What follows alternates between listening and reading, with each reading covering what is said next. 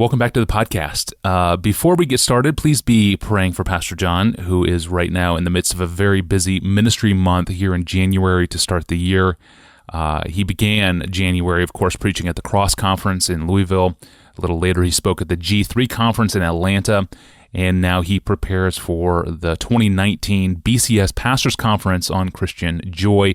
That conference is here in Minneapolis. It begins on Monday and ends on Wednesday.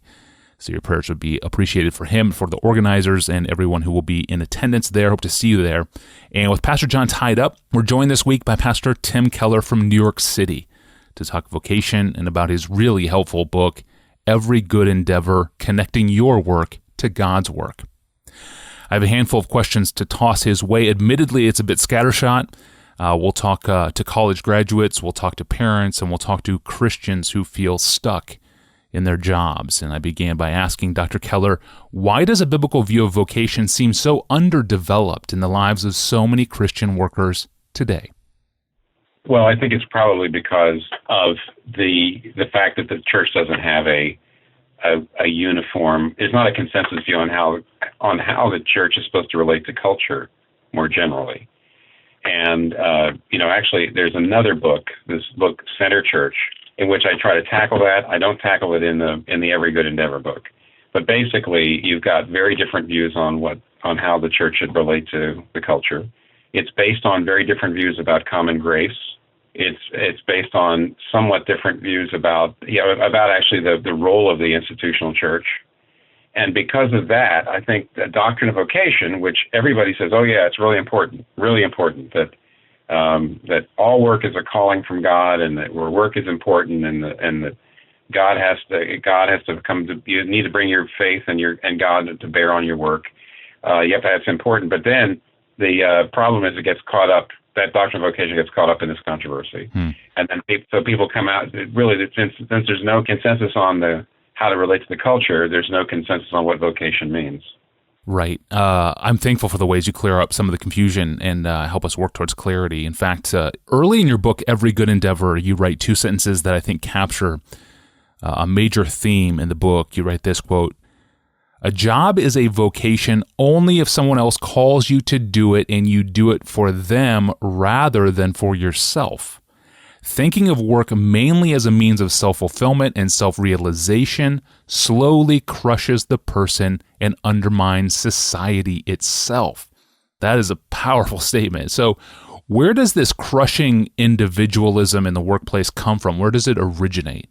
Well, the basic idea, the basic secular idea is that there is no meaning in life. We're here by accident. There's no overarching, there's no moral absolutes. We weren't put here for a purpose. But then what most of the folks say, I've seen this in many forms, they say, well, of course there's no meaning in life. You have to create your own meaning. So I've seen a lot of secular people and atheists say, yes, of course there's no meaning to life, but that doesn't mean that we can't live a fruitful life and a happy life. You create your own meaning. Well, now, actually, somebody should drill down on that at some point. Maybe I will, and say it's impossible to create your own meaning. If you create your own meaning, you don't have it. But basically what they mean is you decide what is right or wrong for you. You decide what you think is important, and then you live according to that. But in that case, there's no calling. There's no sense that there is something higher than me that's more important than me. So you see, if you don't have that, then there's no such thing as sacrifice and servanthood. Everything you do is selfish. Everything you do is selfish. And there's also no real hope. There's no real hope for the future. You just basically are trying to create a little bit of happiness for yourself in this brief span of time that you have, but in the end, there's nothing but darkness. So when you put those two things together, the idea of vocation and the idea of hope and the idea of servanthood and the idea of sacrifice and unselfishness, it all actually depends on there being something more important than you, something that's already there, like God. So the whole idea of vocation's gone, and work is nothing but a way of getting ahead, and it is crushing us, I think. Yeah, and self-sacrifice is, of course, central to the biblical idea of vocation. And I think that idea confronts a lot of Christians who maybe don't like their work. They don't like going to work. This is a really practical question, but if a Christian shows up for work on Monday morning and they are irritable towards others, what's wrong? Well, in the book, I talk about the fact that the gospel is brought to bear on our work in a couple of different ways. One of them is the heart. One of them is that the grumpiness and the anger and the only doing what I have to do to get by, and that means it's a lack of a gospel character. The gospel is supposed to make you grateful, supposed to make you humble, supposed to give you inner peace. It's supposed to make you generous in your spirit. And if you just don't show all those things at work, it means that the gospel you're not really letting the gospel change the heart the way it ought to. And by the way, in the long run, a gospel changed heart usually makes you a pretty good worker, makes people want to work with you, makes people want to be on your team, makes employers happy with your work. So in the long run, having a gospel changed heart actually is pretty practical in the field of work. Yeah, for sure, it is practical. And this success requires some level of diligence and focus, too, in the workplace. And I think for the first time I heard the phrase God of options was from Mark Dever out in D.C. He used this phrase, God of options. He was talking about young pastors who take a pastorate in a local church but are always only half in, always eyeing a different church, always looking for a newer church, a better position within it. Similarly, it seems like this temptation is for all Christians in the workforce who are half in on one particular job and so drawn to this God of options idea that they're never all in one particular job, always looking for the next one, the next position to come along, something newer, bigger, grander. Do you see this? Yes.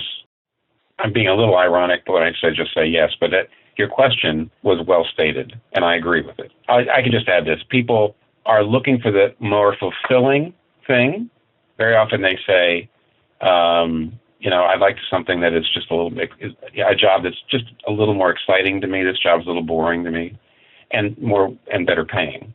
And I think the Christian understanding of vocation is if you produce a product, if you produce something that makes people's lives better, even if it's a rather boring process to do it, you're doing God's work. You're caring for God's creation. You're serving people's needs.